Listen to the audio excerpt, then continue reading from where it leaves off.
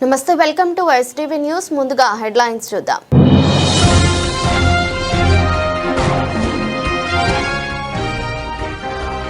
కలెక్టర్ల కాన్ఫరెన్స్, వివిధ అంశాలపై లక్ష్యాలను నిర్దేశించిన సీఎం.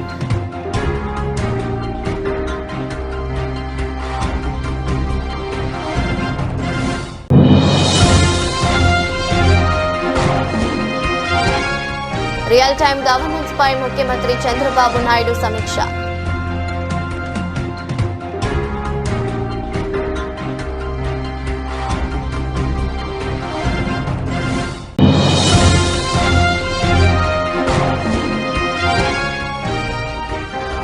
మాజీ ముఖ్యమంత్రి వైఎస్ జగన్మోహన్ రెడ్డిపై మంత్రి పార్థసారథి తీవ్ర విమర్శలు.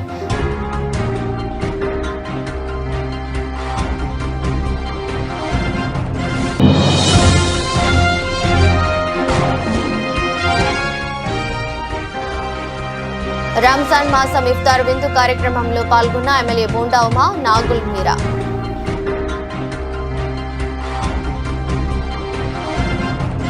ఇరాన్ యుద్ధ ప్రభావంపై ఎప్పటికప్పుడు సమీక్షించుకుంటూ తగిన నిర్ణయాలు తీసుకోవాలని ముఖ్యమంత్రి చంద్రబాబు నాయుడు అధికారులను ఆదేశించారు. గల్ఫ్ దేశాలతో ఉన్న అన్ని అంశాలు ప్రభావితమయ్యే అవకాశం ఉంటుందని, వాటి వల్ల సంక్షోభం తలెత్తకుండా ముందస్తుగా చర్యలు చేపట్టాలని ఆయన స్పష్టం చేశారు. సచివాలయంలోని ఆర్టీజీఎస్ కేంద్రంలో మంగళవారం వివిధ అంశాలపై అధికారులతో సమీక్ష నిర్వహించారు. ఎల్పీజీ, గుడ్లు, అరటి వంటి వాటి ఎలాంటి ప్రభావం ఉందోననే అంశంపై నిరంతరం పరిశీలించాలని సీఎం సూచించారు. యుద్ధ ప్రభావిత దేశాలతో పాటు ఇతర ప్రాంతాల్లో తెలుగువారు ఉన్న చోట పరిస్థితిని ఎప్పటికప్పుడు గుర్తించి తగిన చర్యలు చేపట్టాలన్నారు. విదేశాంగ వ్యవహారాల శాఖతో సంప్రదించి ప్రవాసాంధ్రుల క్షేమంగా ఉండేందుకు అవసరమైన చర్యలు తీసుకోవాలని ముఖ్యమంత్రి స్పష్టం చేశారు. దీనికి సంబంధించి రియల్ టైమ్ గవర్నెన్స్ కేంద్రంతో పాటు ఉన్నతాధికారులు ఓ బృందంగా ఏర్పడి ఎప్పటికప్పుడు పరిస్థితిని అంచనా వేయాలని సూచించారు.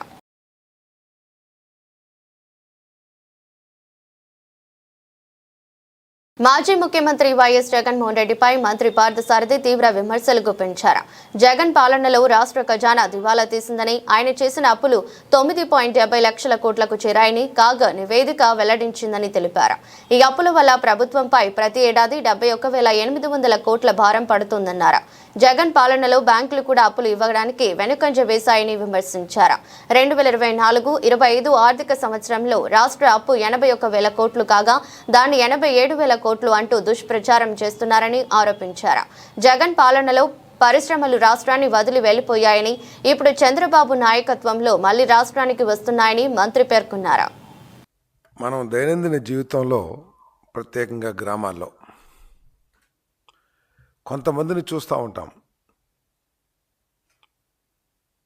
ఒకళ్ళు తెల్ల బట్టలు వేసుకుని, సెంటు కొట్టుకుని కారులో వెళ్ళి ఎవరినైనా అప్పు అడిగితే ఒక కప్పు కాఫీ ఇచ్చి, అరే లేవు బాబు, నా దగ్గర ఇంకా పంటలు డబ్బు రాలేదు అని చెప్పి ఏదో ఒకటి చెప్పి పంపించేస్తారు.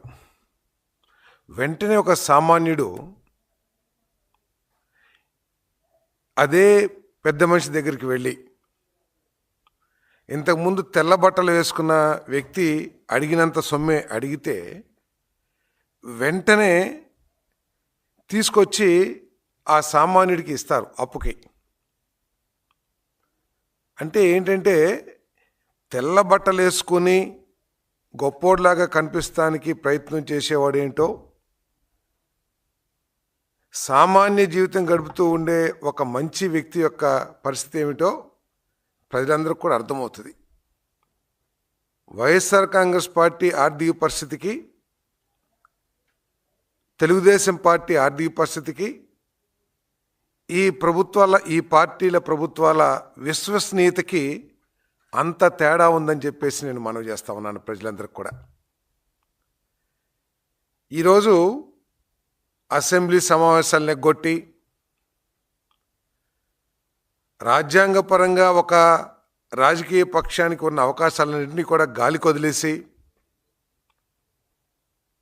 తమకు ఓట్లు వేసిన లక్షలాది మంది ప్రజల సమస్యల్ని గాలికి వదిలేసి, 4 గోడల మధ్య నా పేపర్ నా టీవీ అని చెప్పేసి వైఎస్ఆర్ కాంగ్రెస్ పార్టీ ఈ ప్రభుత్వం మీద బురద జల్లటానికి ప్రయత్నం చేస్తుందని చెప్పేసి మనం చేస్తా ఉన్నాను.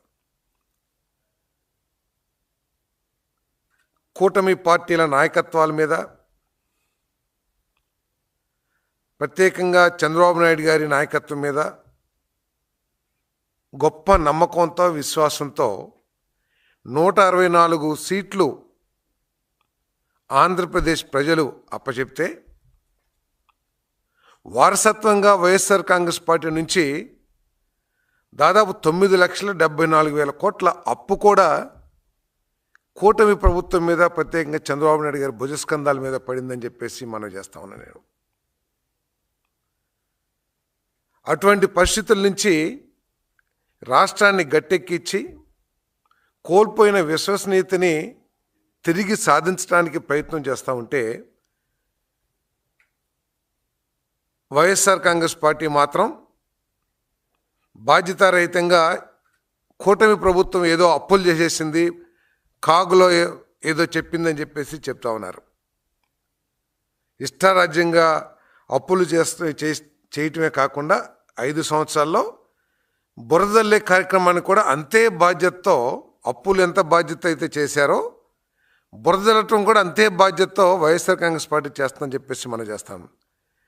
కాగ్ నివేదిక ప్రకారం 2024-25లో మన రాష్ట్రం 81,071 కోట్లు అప్పు తీసుకుందని చెప్పేసి కాగ్ నివేదిక తెలియజేస్తూ ఉంది.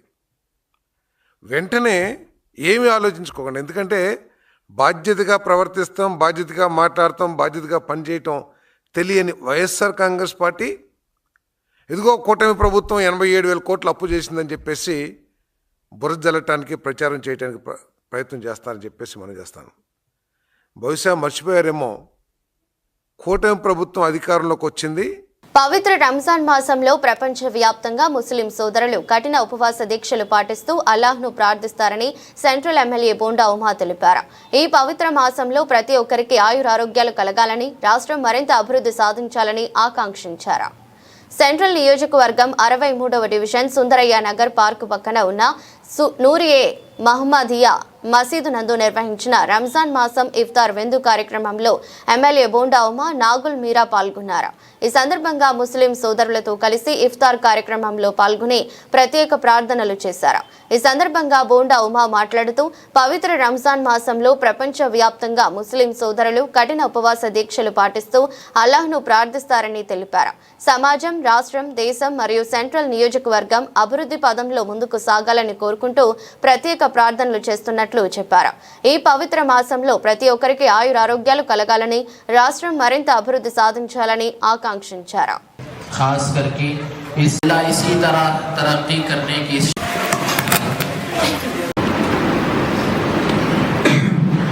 अल्हम्दुलिल्लाहि रब्बिल आलमीन अर्रहमानिर रहीम मालिकी यौमिद्दीन इय्याका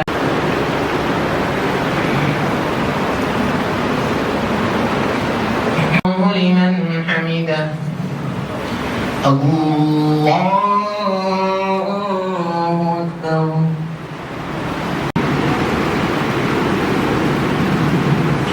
Allahu Akbar Alhamdulillahi Rabbil Alamin Ar-Rahmanir Rahim Qul huwa Allahu Ahad لم يلد ولم يولد ولم يكن له كفوا أحد الله أكبر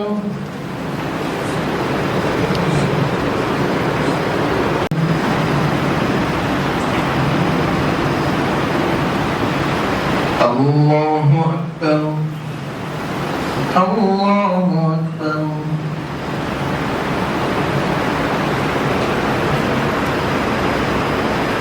الله أكبر الله أكبر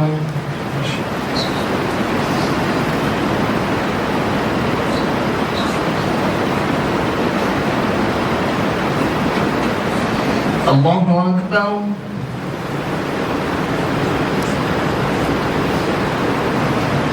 سمع الله لمن حمده الله أكبر.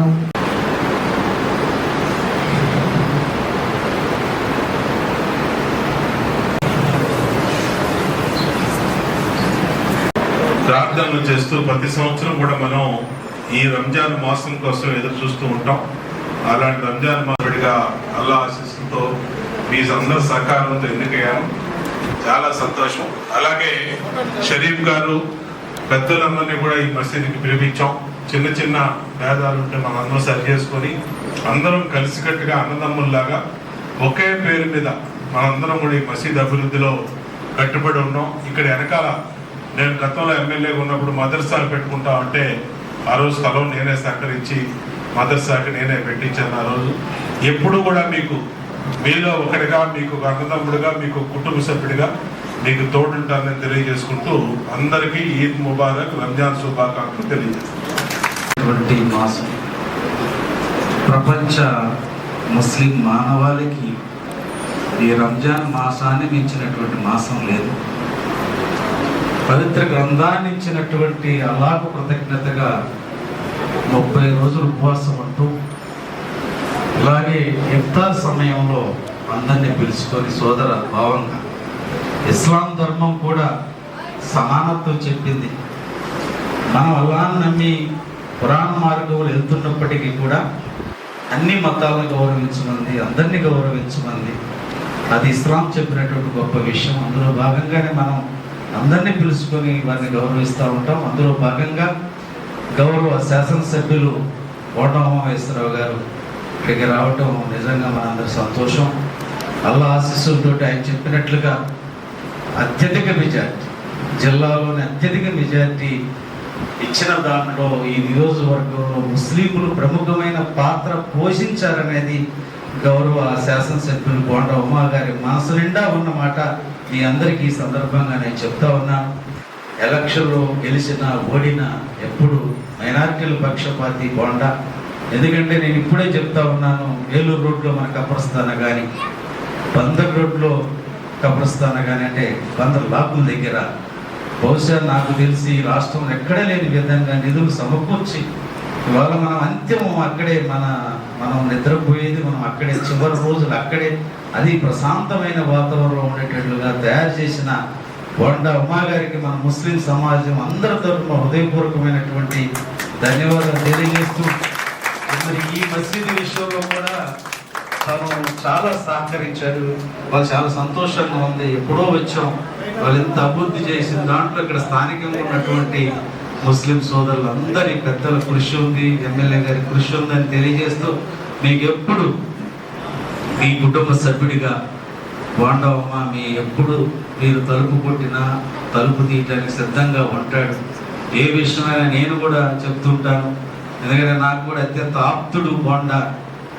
మొట్టమొదటి నుంచి పార్టీలోకి వచ్చిన దగ్గర నుంచి చెప్పడం వరకు చాలా ప్రేమపూర్వకంగా, మొన్న నేను ఫోన్ చేస్తే అసెంబ్లీలో ఉన్నా కూడా ఈ ఫోన్ ఎత్తి అన్నా అన్నాడంటే మన ముస్లిం సమాజం పట్ల అతనికి అంత గౌరవం, ప్రేమ ఉందని తెలియజేస్తూ మరొకసారి అందరికి కూడా రంజాన్ శుభాకాంక్షలు తెలియజేస్తూ మనందరం సమైక్యంగా ఐక్యంగా ఉండి ముందుకెళ్ళాలని కోరుకుంటూ తెలియజేస్తున్నాం. లాస్ట్ ఒక 3-4 సంవత్సరాల్లో కొంచెం చాలా ఇబ్బందులు ఉన్నాయి. బోండా ఉమా గారు గెలిచిన తర్వాత ఆయన దృష్టికి తీసుకెళ్తే, ఆయన గౌస్ భాష గారి దృష్టికి తీసుకెళ్లి సమస్య పరిష్కరించమని చెప్పినప్పుడు గౌస్ భాష గారి బాగా కృషి చేసి ఈ కమిటీకి షరీఫ్ గౌడ్ గారి దృష్టికి తీసుకెళ్ళి, మన మీరా గారి దృష్టికి తీసుకెళ్ళి మన కమిటీ వేసి ఉన్న సమస్యను మొత్తాన్ని పరిశీలించి మొత్తం సమస్యలన్నీ సద్వినియోగం చేసినందుకు కృతజ్ఞత తెలుపుకుంటున్నాను. అట్లాగే చిన్న విజ్ఞప్తి సార్, మీరు ఈ స్థలాన్ని 250 గజాలని 800 గజాలు చేశారు. అట్లాగే దీనికి కొంచెం కాకుండా కూడా కొంచెం సంకోచవలసిందిగా కోరుకుంటున్నాను.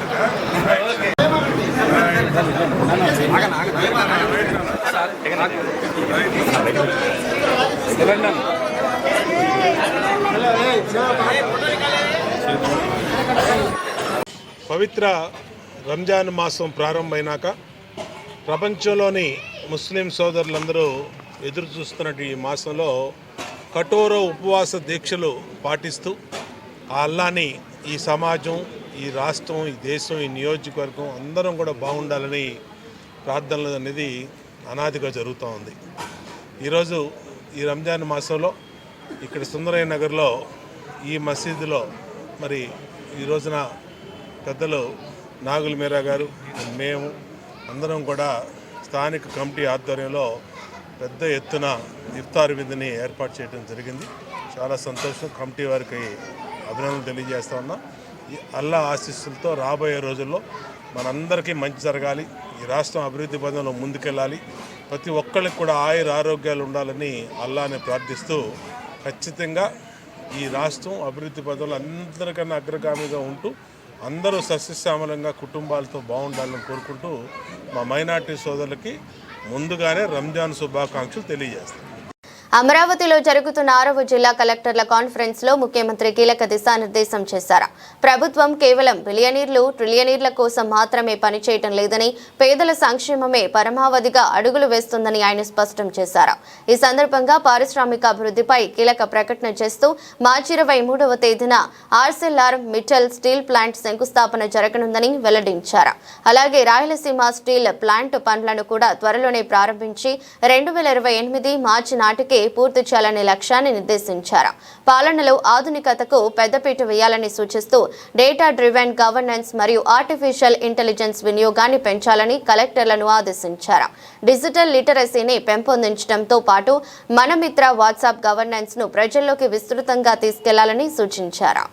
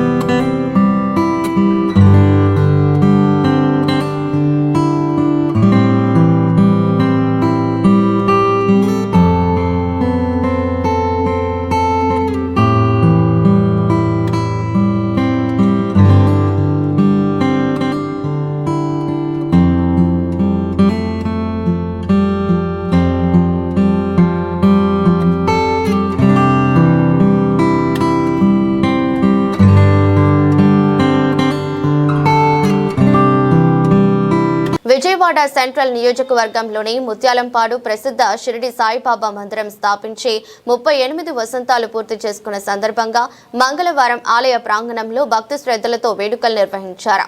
ఆలయ కమిటీ ఆధ్వర్యంలో ఏర్పాటు చేసిన 1008 కలశాల ప్రత్యేక పూజా కార్యక్రమంలో ప్రభుత్వ విప్ సెంట్రల్ నియోజకవర్గ శాసనసభ్యులు బోండా ఉమామహేశ్వరరావు ముఖ్య అతిథిగా హాజరయ్యారు. ఈ సందర్భంగా ఆయన స్వామివారిని దర్శించుకుని నిర్వహించిన ప్రత్యేక పూజల్లో పాల్పంచుకున్నారు.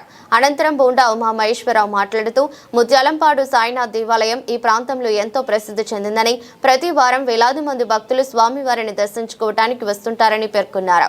కార్యక్రమంలో ఆలయ కమిటీ సభ్యులు పెద్ద సంఖ్యలో భక్తులు పాల్గొన్నారు.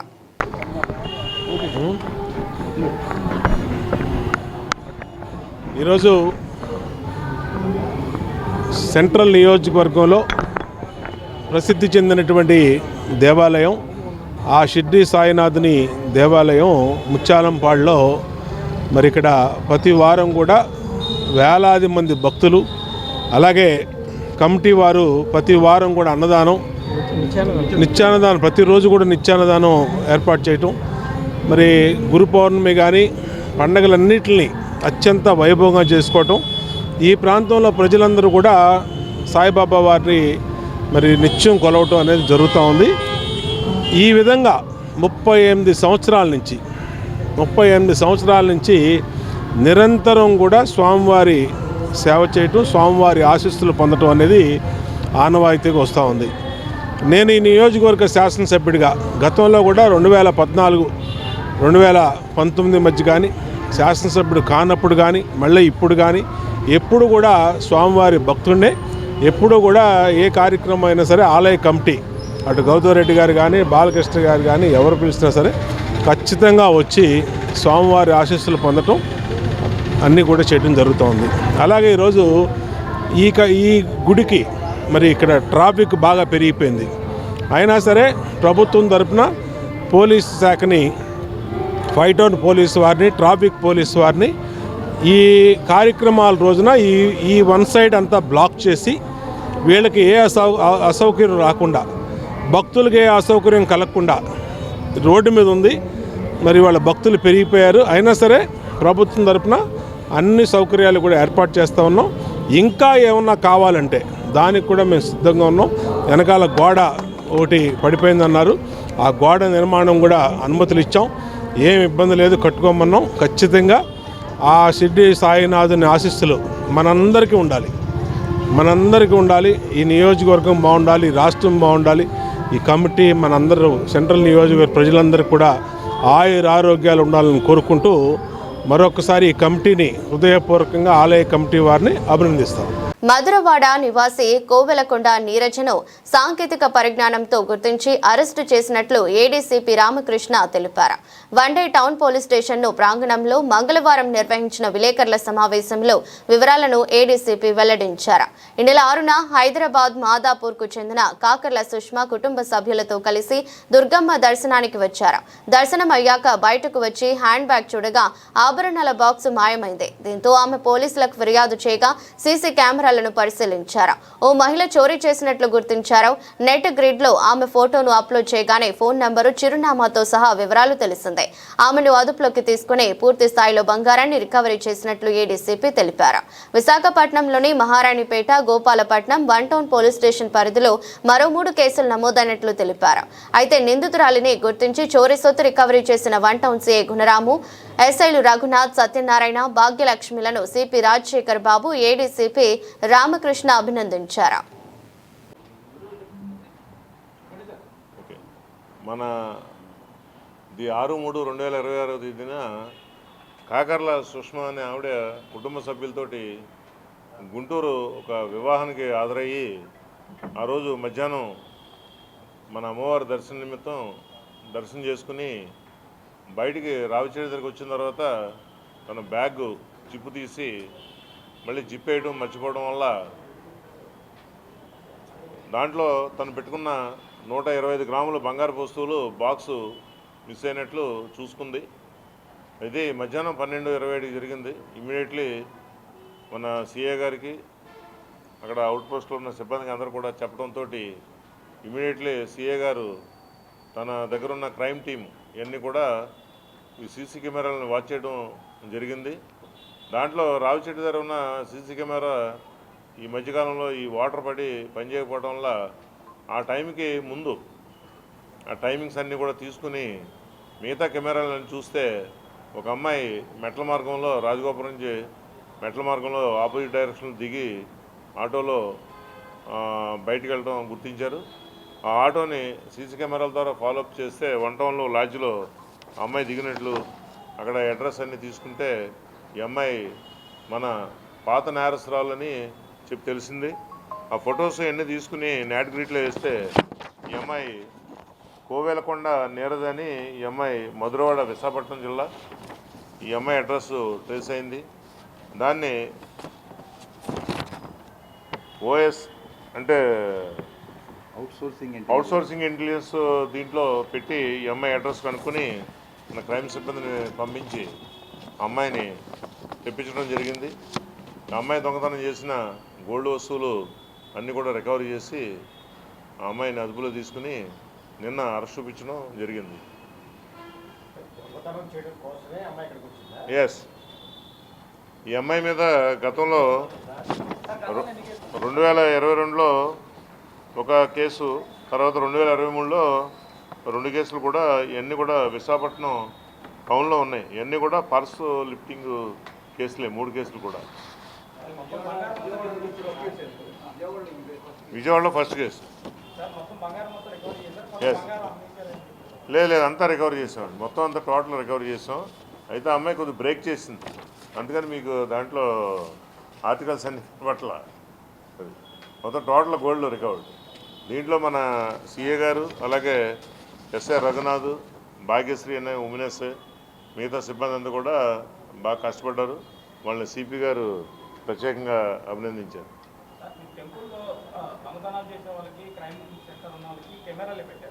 ఎస్, ఎఫ్ఆర్ఎస్ కెమెరాస్ పెట్టారు. ఎఫ్ఆర్ఎస్ కెమెరాస్ గుర్తించే లోపలనే ఇది మనం ట్రేస్ చేయడం జరిగింది. సరే, మీ క్వశ్చన్ ఆన్సర్ ఏంటంటే కరెక్టే, మీరు అన్నది కరెక్టే. యాక్చువల్ ఎఫ్ఆర్ఎస్ కెమెరాస్ లైన్స్లో పెట్టాం, కానీ ఇది క్యూ లైన్లో జరగల. ఇది ఈ అమ్మాయి క్యూ లైన్లోకి పోలేదు. ఈ అమ్మాయి క్యూ లైన్లోకి పోలేదు. ఈ రావి చెట్టు దగ్గర ఎక్కడైతే ఉందో అక్కడికి వచ్చింది. అందువల్ల మనకి ఎఫ్ఆర్ఎస్ కెమెరాలు పడలేదు. కానీ యాక్చువల్గా అదే టైంలో వేరే అదర్ నేరస్తులు ఒక 2-3 ఎఫ్ఆర్ఎస్ కెమెరాలో మనకి అలర్ట్ కూడా వచ్చింది. సిసిఎస్ టీము ఆ పాయింట్ ఆఫ్ వ్యూలో కూడా మనం వెరిఫై చేయడం జరిగింది. అయితే వాళ్ళు ఎవరు కాదని మనకి తెలిసింది. ఆ తర్వాత టైం ప్యాటర్న్ ఆధారంగా మనం ఈ కేసు డిటెక్ట్ చేయడం జరిగింది. అనుకోక దురదృష్టవశాత్తు అక్కడ ఉన్న కెమెరా పనిచేయకపోవడం, 12:24కి ఈ అమ్మాయి నటరాజు స్వామి దేవాలయం నుంచి ఇక్కడికి రావిచెట్టు సెంటర్ దగ్గరికి రావడం, 12:29కి బయటికి రావడం జరిగింది ఫిర్యాదు కంప్లైంట్. సో అప్పుడు మనం ఏం చేసామంటే అక్కడే దొంగతనం జరిగింది. ఎందుకంటే ఆమె నటరాజ స్వామి దగ్గర నుంచి వస్తున్నప్పుడు ఆమె బ్యాగ్ చాలా లావుగా ఉంది. ఇక్కడికి వచ్చిన తర్వాత బయట నుంచి వచ్చేసిన తర్వాత నా రావిచెట్టు సెంటర్ నుంచి బయటకు వచ్చిన తర్వాత నా బ్యాగ్ మరి సన్నగా కనబడింది. సో ఆమె అప్పుడు కూడా చూసుకోలేదు. ఆ తర్వాత సుమారు ఒక 25-30 నిమిషాల తర్వాత నా దగ్గరికి కూడా ఎవరో ప్రెస్ సోదరుడు ఎవరో తీసుకొచ్చారు నా దగ్గరికి. అప్పుడు ఇలా దొంగతనం జరిగిందంట అని ఆ టైం ఎవరో తీసుకొచ్చారు నా దగ్గర. వెంటనే ఇమీడియట్గా మనం చేయడం జరిగింది. అయితే ఇందులో ఏంటంటే 12:27కి జరిగింది. 12:25 నుంచి 12:24 నుంచి 12:40 వరకు రావి చెట్టు సెంటర్ ఆ లోపల నుంచి మొత్తం వచ్చిన వాళ్ళు సుమారు 80 మంది దాకా బయటకు వచ్చారు. మన 80 మందిని కూడా 10 వాళ్ళని కూడా ట్రాక్ చేయడం జరిగింది. ట్రాక్ చేసినప్పుడు ఏంటంటే అందులో కొన్ని కుటుంబాలు ఉన్నాయి, కొన్ని ఇండివిజువల్గా ఉన్నారు, 2 ఉన్నారు, 3 ఉన్నారు, 4 ఉన్నారు. జనరల్గా అక్కడ కొంతమంది అటు శివాలయంకి వెళ్ళారు, కొంతమంది ఇలాగ స్కానింగ్ సెంటర్కి వెళ్ళారు, కొంతమంది మహామండపం వైపు వెళ్ళారు, కొంతమంది శారీ కౌంటర్ దగ్గరికి వెళ్ళారు. సో ఇలా వెళ్ళిన ప్రతి వాళ్ళని వచ్చిన ఆ టైం లైన్లో వచ్చిన ప్రతి వాళ్ళని క్షుణ్ణంగా ప్రతి వాళ్ళని ఈచ్ అండ్ ఎవ్రీథింగ్ ప్రతి వాళ్ళని కూడా మా సిబ్బంది ట్రాక్ చేసి లాస్ట్కి ఎవరైతే ఇండివిజువల్గా ఉన్నారో అన్నదాని మీద మనం గమనించి ఈ అమ్మాయి వేసుకున్న చున్నీ కూడా చాలా లాంగ్ పెద్ద చున్నీ ఉండడం కారణంగా మనం అనుమానించడం జరిగింది. అనుమానిస్తే మన అనుమానానికి తగ్గట్టు ఈమె కూడా ఇది రాజగోపురంలోకి ఎవరన్నా 3-4 వెళ్తూ ఉంటే వాళ్ళతో కలవడం, మళ్ళీ విడిపోవడం, వాళ్ళతో కలవడం, విడిపోవడం, ఇమీడియట్గా చాలా స్పీడ్గా ఇది మెట్ల మార్గం వైపు వెళ్ళడం. ఇంకొక అనుమానం మెట్లు దిగిన తర్వాత కూడా మా కనకదుర్గానగర్లో ఉన్నటువంటి క్యూ లైన్లో ఎదురు వెళ్ళడం, అంటే సీసీ కెమెరాలు పడకుండా ఉండాలనే ఉద్దేశం ఏంటో తెలియదు. కానీ ఇలా ఎదురు వెళ్ళిన తర్వాత అక్కడి నుంచి మనకి కనకదుర్గానగర్లో ఉన్నటువంటి సీసీ కెమెరాలో క్లియర్గా మొహం మనం ఐడెంటిఫై చేసాం. దాన్ని మాకు నాట్ గ్రిడ్ టూల్స్, కొన్ని టూల్స్ ఉన్నాయి, OS-IN2 నాట్ గ్రిడ్ కొన్ని టూల్స్ ఉన్నాయి. ఆ టూల్స్లో వేసి ఇమీడియట్గా మన అమ్మాయి తాలూకు మన వివరాలన్నీ సేకరించి పట్టుకోవాలి. ఒక అమ్మాయి వచ్చింది.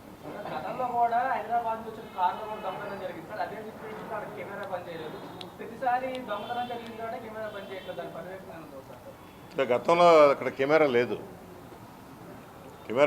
గతం కారు దొంగతనం జరిగిన చోట కెమెరా లేదు. దీంట్లో అయితే ఉంది. లేదు దాంట్లో ఉంది, అక్కడ లేదు, అది కవర్ కావట్లేదు. ఇప్పుడైతే పెట్టించారు. ఇది రావి చెట్టు దగ్గర అయితే ఈ వర్షం మన ఇది వాటర్తో తడపడం వల్ల కొంత ఇదైందని షార్ట్ అయిందని చెప్తారు.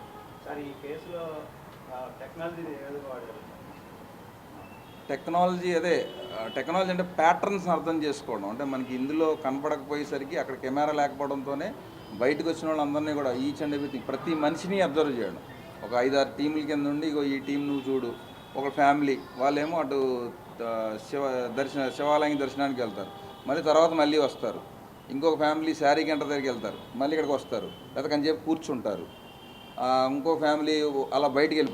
పోలవరం ప్రాజెక్టుతో పాటు రాయలసీమ ఉత్తరాంధ్ర ప్రాంతాల ఇరిగేషన్ ప్రాజెక్టులను క్రమ పద్ధతిలో పూర్తి చేసేలా ప్రభుత్వం యాక్షన్ ప్లాన్ సిద్ధం చేసుకుందని మంత్రి నిమ్మల రామానాయుడు తెలిపారు. ప్రాజెక్టుల నిర్మాణ నాణ్యత విషయంలో ఎలాంటి రాజీ పడకూడదని ముఖ్యమంత్రి చంద్రబాబు ఆదేశించారని చెప్పారు.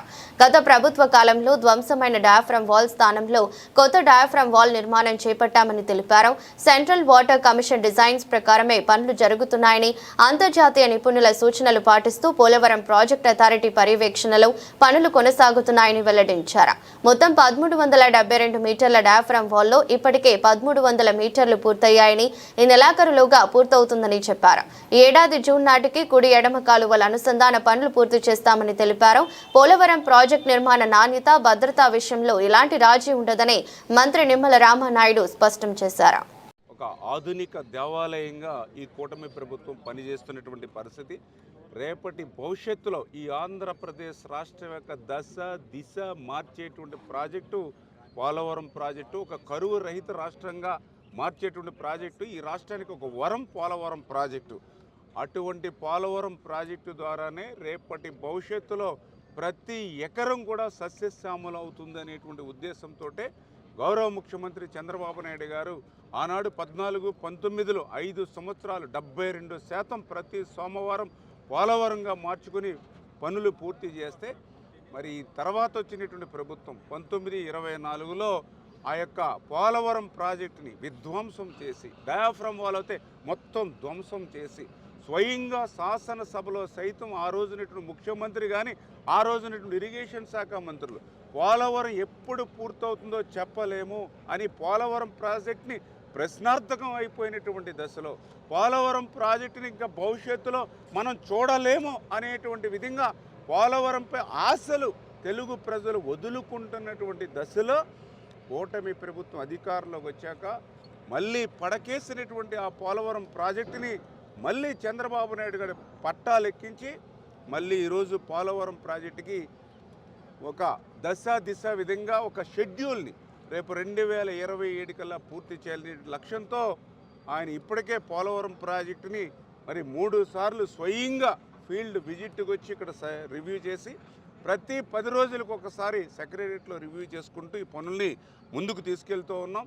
ఖచ్చితంగా రేపు రాబోయేటువంటి 2027వ సంవత్సరం ఆంధ్రప్రదేశ్ రాష్ట్ర తెలుగు జాతిలో ఒక సువర్ణాధ్యాయం సృష్టించేటువంటి సంవత్సరం.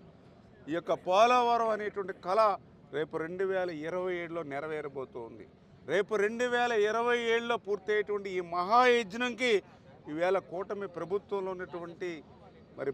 ఉన్నటువంటి నేతలు కానీ అధికారులు కానీ అందరూ కూడా అహర్నిశలు శ్రమించి అంకిత భావంతో ఈ పోలవరం ప్రాజెక్టుని పూర్తి చేయడానికి మేమందరం కూడా ప్రయత్నం చేస్తూ ఉన్నాం. ఇటువంటి మహాయజ్ఞానికి మరి పూర్తవుతుంది అని అంటే అది గౌరవ ముఖ్యమంత్రి చంద్రబాబు నాయుడు గారు, గౌరవ ఉప ముఖ్యమంత్రి పవన్ కళ్యాణ్ గారు, వీరిద్దరికీ అండగా నరేంద్ర మోడీ గారి యొక్క చేస్తున్నటువంటి సాయంతో ఈరోజు ఈ యొక్క మహాయజ్ఞం పోలవరం రేపు 2027కు పూర్తవుతుందని మీ ద్వారా తెలియజేసుకుంటూ, మరి ఇటువంటి పోలవరం ప్రాజెక్టు నిర్మాణం జరుగుతూ ఉంటే మరి కొంతమంది సూచనలు వస్తూ ఉన్నాయి, కొంతమంది దగ్గర నుంచి సలహాలు వస్తూ ఉన్నాయి, కొంతమంది దగ్గర నుంచి డిమాండ్స్ వస్తూ ఉన్నాయి, కొంతమంది దగ్గర విమర్శలు వస్తూ ఉన్నాయి. తప్పనిసరిగా పోలవరం ప్రాజెక్టు యొక్క ఆవశ్యకతను గుర్తించుకున్నటువంటి వ్యక్తులుగా ప్రతి విమర్శని, ప్రతి డిమాండ్ని, ప్రతి సలహాని, ప్రతి సూచనని కూడా మేము ఆహ్వానిస్తాం, స్వాగతిస్తాం. అందులో మెరిట్ ఉంటే ఖచ్చితంగా సమీక్షించుకుని ఆ పోలవరం ప్రాజెక్టు ఎక్కడ కూడా నాణ్యత విషయంలో కానీ భద్రతా విషయంలో కానీ రాజీ పడకుండా ప్రాజెక్టుని ముందుకు తీసుకెళ్తామని చెప్పి ఆ విషయాన్ని ముఖ్యమంత్రి చంద్రబాబు నాయుడు గారు కూడా పదే పదే అధికారులకు కానీ ఏజెన్సీలకు కానీ చెప్తున్నారనే విషయాన్ని కూడా ఈ సందర్భంగా మరి తెలియజేసుకుంటూ, ఈ పోలవరం ప్రాజెక్టు కూడా నిర్మాణం అంతా కూడా సిడబ్ల్యూసి డిజైన్స్ ఏవైతే ఇచ్చారో ఆ డిజైన్స్ ప్రకారం ఈ ప్రాజెక్టు నిర్మాణం జరుగుతుంది. సిడబ్ల్యూసి ఇచ్చిన డిజైన్స్ ప్రకారం పోలవరం ప్రాజెక్టు నిర్మాణం సాగుతుందా లేదా, ఈసీఆర్ఎఫ్ డ్యామ్ నిర్మాణం సాగుతుందా లేదా, డయాఫ్రమ్ వాల్ నిర్మాణం సాగుతుందా లేదా అనేది కూడా పోలవరం ప్రాజెక్ట్ అథారిటీ PPA ప్రతిరోజు కూడా ఆ డిజైన్స్కి అనుగుణంగా ఈ ప్రాజెక్టు పనులు జరుగుతున్నాయా లేదా, నాణ్యత పాటిస్తున్నారా లేదా, భద్రతా పరంగా వెళ్తున్నారా లేదనేది స్వయంగా పీపీఐ కూడా దీన్ని ఎవ్రీడే దీన్ని మానిటరింగ్ చేస్తారు. అదేవిధంగా ఈ ఏదైతే అంతర్జాతీయ నిపుణులు ప్యానల్ ఎక్స్పర్ట్స్ ఎవరైతే ఉన్నారో వాళ్ళు కూడా ఎవ్రీ 3-4 మంత్స్కి వచ్చి ఈ జరుగుతున్నటువంటి పనులను కూడా ఎప్పటికప్పుడు మరి సమీక్షించుకుంటూ ఇంకా దీనికి కూడా సూచనలు కానీ ఇంకా ఏదైనా బెటర్గా ఇంకా ప్రాక్టికల్గా మనం వర్క్ చేస్తూ ఉన్నప్పుడు ఇంకా ఏదైనా డిజైన్స్ ఇంకా ఇంప్రూవ్మెంట్ చేసిస్తే దాన్ని కూడా సిడబ్ల్యూసి ఆమోదించి. వార్తలు ముగించే ముందు మరోసారి హెడ్లైన్స్.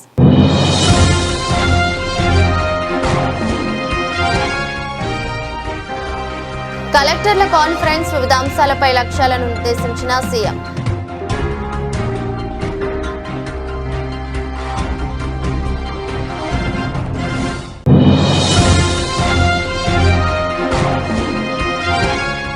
రియల్ టైమ్ గవర్నెన్స్ పై ముఖ్యమంత్రి చంద్రబాబు నాయుడు సమీక్ష.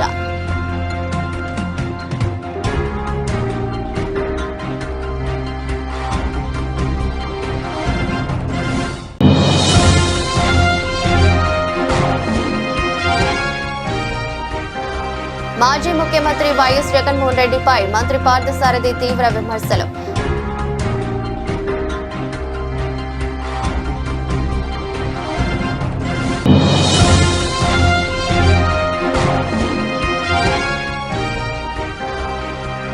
రంజాన్ మాసం ఇఫ్తార్ విందు కార్యక్రమంలో పాల్గొన్న ఎమ్మెల్యే బోండా ఉమా, నాగుల్ మీరా.